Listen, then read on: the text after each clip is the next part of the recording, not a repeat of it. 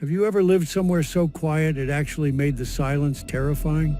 Because I used to think I wanted peace until I moved into apartment 4C. It was supposed to be perfect, a renovated unit in an old Victorian townhouse. High ceilings, antique moldings, clawfoot tub. Charming and cheap, too cheap. I told myself it was because of the economy. I should have known better. It started in the bathroom. The first time I noticed it, I was brushing my teeth.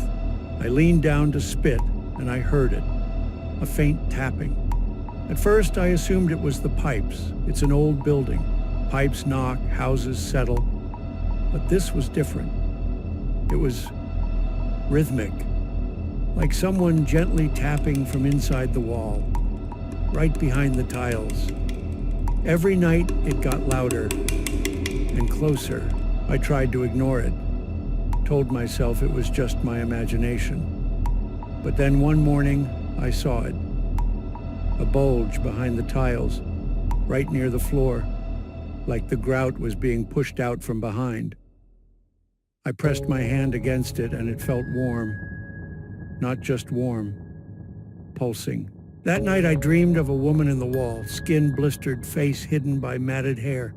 She whispered to me over and over, "Let me out. Just one tile, please." I woke up drenched in sweat. I stayed out of the bathroom for the rest of the day.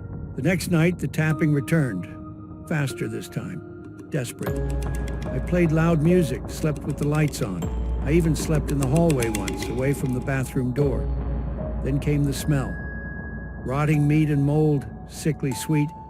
I scrubbed every inch of the bathroom, tiles, drain, even poured bleach down the sink. Nothing helped. Until I noticed something else. Cracks. Tiny hairline fractures racing across the tile like spider webs. And something leaking from them. A thick brown sludge. It smelled like old blood. I called the landlord. He sent a plumber. Plumber said the pipes were fine. No leaks, no mold, no signs of water damage. But as he packed up his tools, he paused. "You ever see the lady in 4A? I told him I hadn't. He just shook his head. "She broke the bathroom mirror last year.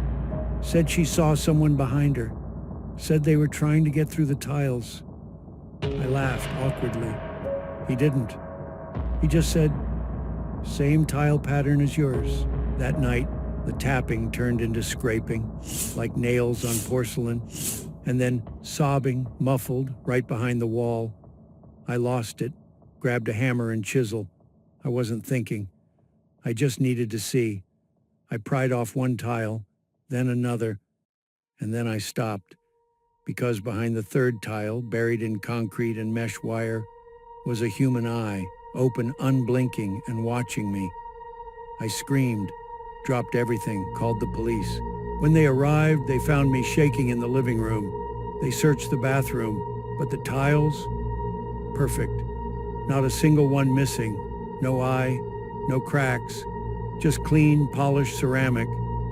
They looked at me like I was insane. I almost believed I was too, until last night. I heard a new sound, not tapping, not crying, but scraping wood from the front door. I checked the peephole. No one was there.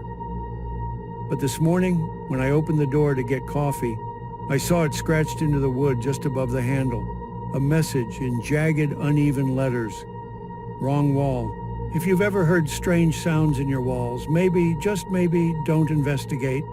If this story chilled you even a little, hit that like button, subscribe, and turn on notifications so you never miss a tale like this. There are more whispers coming,